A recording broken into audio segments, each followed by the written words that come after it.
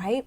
So like, if my kid sees another kid being picked on or whatever, it's not just like I didn't do it, it's that they didn't allow that to happen. We don't talk like that and we don't act like that. You know, so we have to teach our kids not just that we don't rape people, but also we stop and protect women, that women are valued and are equals, and that we protect them, and we're not going to allow those things to happen. And men who talk like that about women, whether it's like sexually explicit or whatever that may be, like we don't talk like that. You know, that's not locker room talk. That we don't talk like that. My husband doesn't talk like that. My brother doesn't talk like that. My dad doesn't talk like that. So no, not all men do it, right?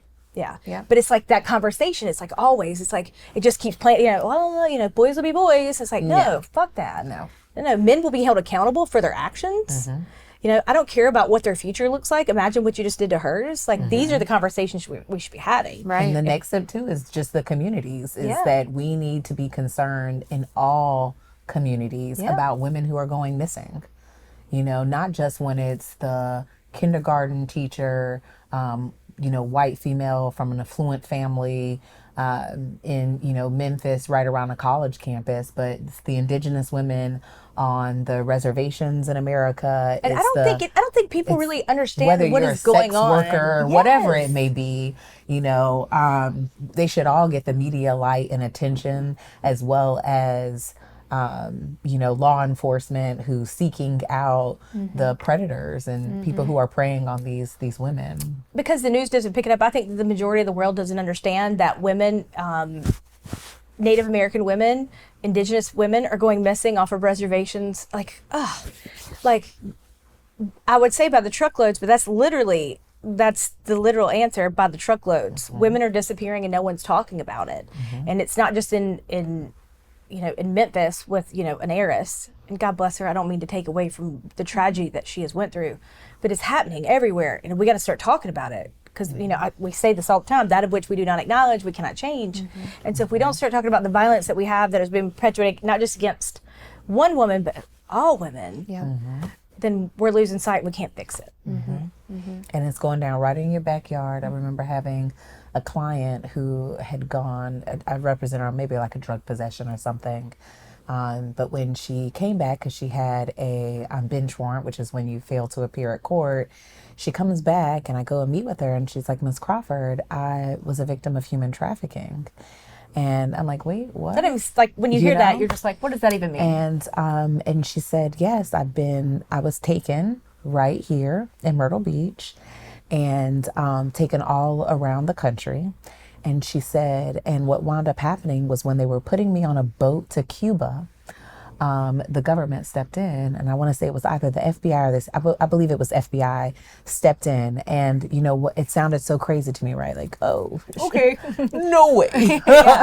But she gave me a contact to an individual that worked with the FBI, and she said, you can call and confirm it. And I called him and he confirmed it. And he said, you know, I really need you to help her, because we've got all kinds of programs down in Miami to help her, where these monasteries will help her come in and give her a job and give her treatment.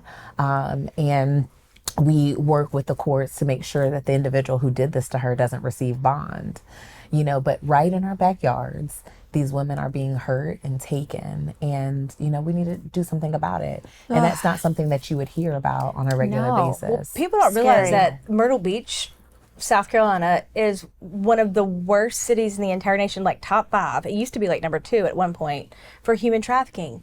And when you think about it, it really makes sense, because we are an hour from I-95. Right? So within an hour, you can be on 95 and almost a state over within 2. Either way. Well, within an hour, you can be in North Carolina and headed up.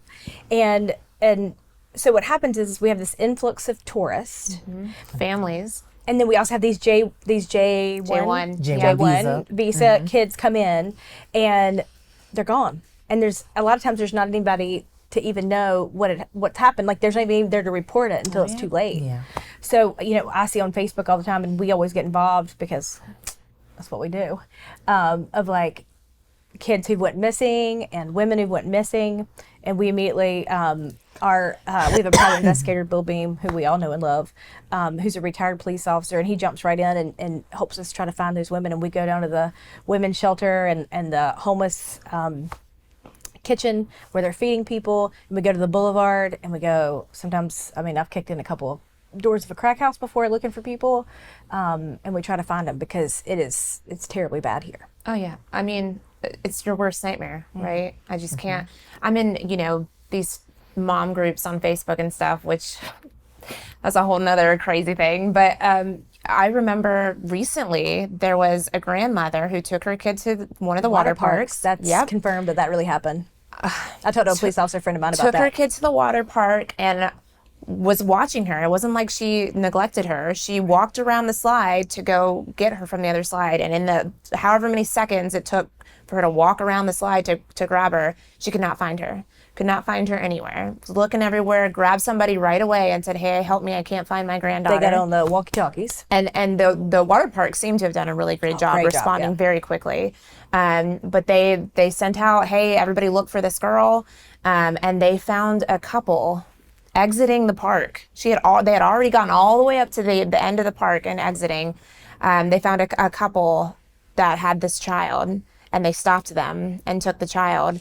And the little girl didn't know any, like they said that they were taking her to go find her grandma, and they were going to go get some pizza and find the grandma. And the little girl didn't think anything of it, just walked hand in hand right with them, almost completely out of the water park, and that girl would have been gone. Right. And that just happened this summer. And so it's very scary. I mean, even when you're there watching the child, these things can happen. So I was just saying, so recently I went on a trip this past weekend and flew to Texas, and my trip, I flew with my 5-month-olds. And airports, for some reason, now have changing stations like within the bathroom, like not when you actually go into a stall. Right, yeah. And so what that means as a mom is it's hard for you to use the bathroom when you also have the child, right? But you don't have anywhere to put her. Yeah. So I was changing her in the bathroom, and a woman I wasn't even paying attention, was standing behind me. And when I got finished changing her, she said, "Do you want to go to the bathroom now?" And I was like, "Huh?" She says, "Do you have to go to the bathroom?" And I said, "No." And she said, "Oh, well, if you want to go to the bathroom, you can go and I'll hold your baby." Oh, hell no. She says, and I said, "Huh?" And she said, "Yeah, if you want to go to the bathroom, I'll hold her for you. I'll stand right here. You don't have to worry." That's creepy. But that is so creepy. Let me say, and now maybe she was a mom. Did your knows spidey how sense hard come it up? is Yeah. to go to the bathroom, and she sees me by myself and thinks that there isn't anyone else with me. And, she's just offering something like a good mom would do. Yeah. Perhaps maybe that's what it was. But at the same time, I was saying to myself, but what if I did, right? Yeah. And as I crouched to use the bathroom and this woman takes my child, She's gone. imagine how fast and far she could get in an airport full of people with my baby. With our angel baby. With my angel baby. And that was so scary to me. And, Yes. and it bothered me, for the longest. And I was telling my mom and I was telling my family, and I was like, imagine if I had just been that tired. really tired mom Yeah. who just wanted to use the bathroom, and that was how I lost my child. When life gets ugly.